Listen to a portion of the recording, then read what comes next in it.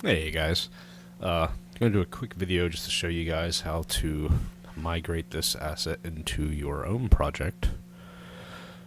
Um, yeah, okay, so once you have it all migrated over, open up the project, migrate it to yours.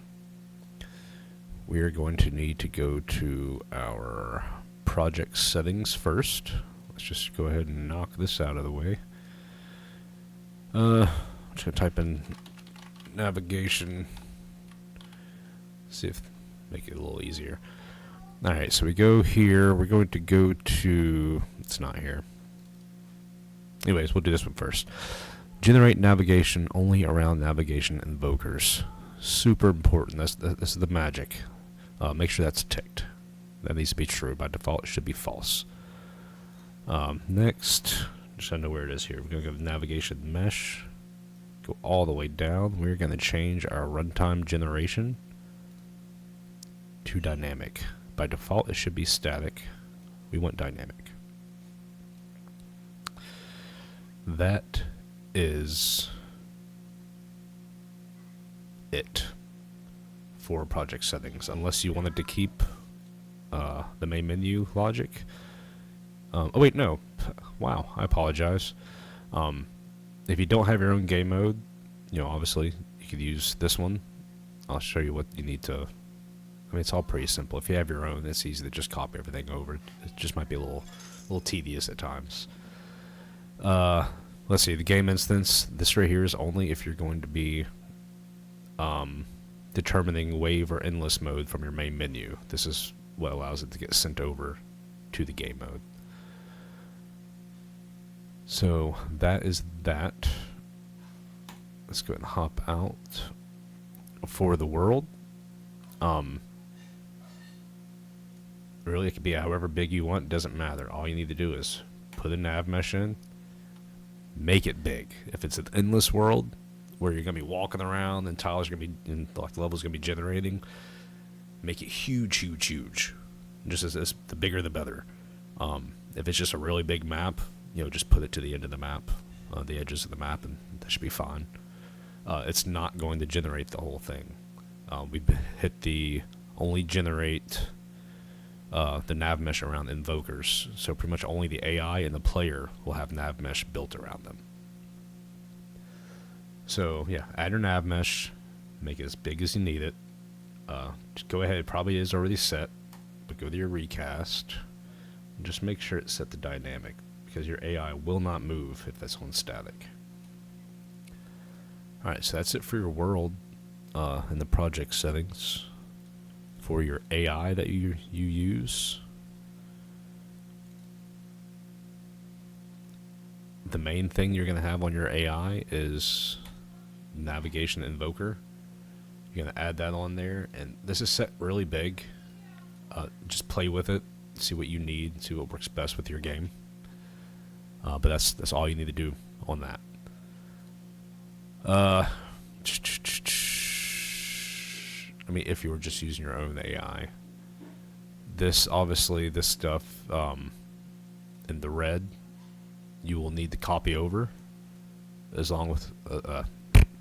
well any variables that you copy over. So, like your dynamat2 and all these, you will need to copy those over as well. The yellow stuff, it's not necessarily needed. It's just what's needed to make this demo work. The red stuff is stuff that you're going to want to have if you want that functionality for it. Like the dormancy, you're going to want all this. If not, just straight connect it to that. As soon as the AI spawns, it'll just work its logic out. This is just basic. Really, if you have a behavior tree, you can just leave all this here, and if the game detects that there's a behavior tree on your AI, it'll skip this and just use your behavior tree. This is obviously needed for the wave game, wave-based game. If you're going to use that, this is for the respawn. So just make sure you're copying all this over to your AI as well. And same thing for everything else. Basic health system. If you have your own, you'll need it. This is important. This is what sets all your AI, so you're definitely going to want that, and any variables that come along with it. And your functions, you only got 2 functions here for the dormancy check. If you don't use dormancy, you don't need it. If you do, you'll want to copy these over. Again, with any other variables that come with it. Nothing here except distance from AI to player. Dormancy check is dormant. Yes, I mean that should just copy over just fine. You will need a recast for your AI controller. The AI is currently using. Is it set to use that one? Yeah, it's using the AI controller that I have, which there really isn't anything special on it.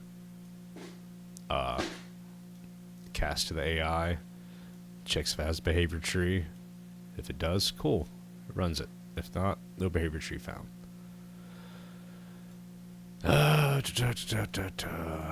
Let's see.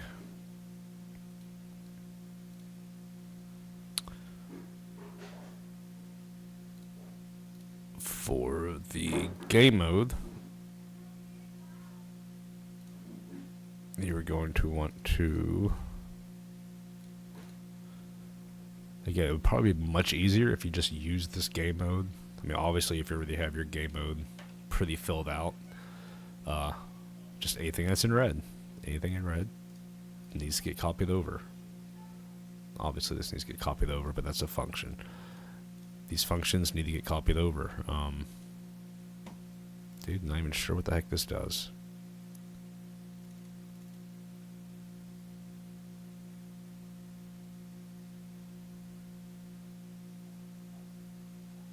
Oh.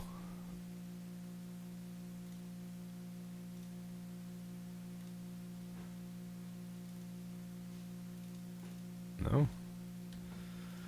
I forgot. It does something. Yeah, the wave system. Obviously, all this will need to get copied over. Let's copy all this over to your game mode. Let's see. Let's go to the player. Same thing for the player. Anything red needs to get copied. Yellow is just the basic. Like all this right here is just basic movement. You should already have this pretty much. This stuff right here is just basic. You can replace this with your own logic. I mean, just make sure you are connecting everything the way it needs to be connected. Copy over your functions. Make sure all your variables come over as well. Let's see. Really, everything else is basic. It's just copying everything over to your own stuff. The main things is just the navigation, really. All this will still be intact. You don't need to do anything with those.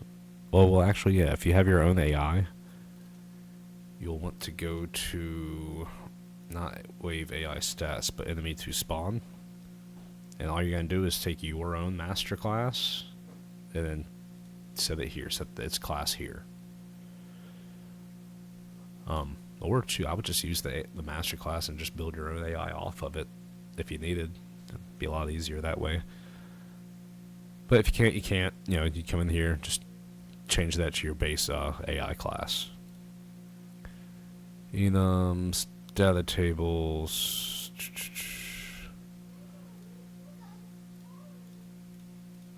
The UI. This is just for basic demonstration purposes. Pretty much all this here on the left is just to give you information that you need to test your waves and everything. And the XP gain and whatnot. This right here is for the game. I mean, you can use it if you want, change it. That's very basic. Like I said, it's just for demonstration purposes. But, you know, you are going to want to make sure you have all of this stuff set up, because it's just the data that you need if you need it. But yeah, I'm trying to think. I'm really stalling right now, trying to think if there's anything else that I need to go over, but I really just can't. Can't think of it. That's pretty much it, guys. if I am missing something, please let me know and I'll update it and get the new information out there. But yeah, again, good luck with your project, and yeah, can't wait to see what you make.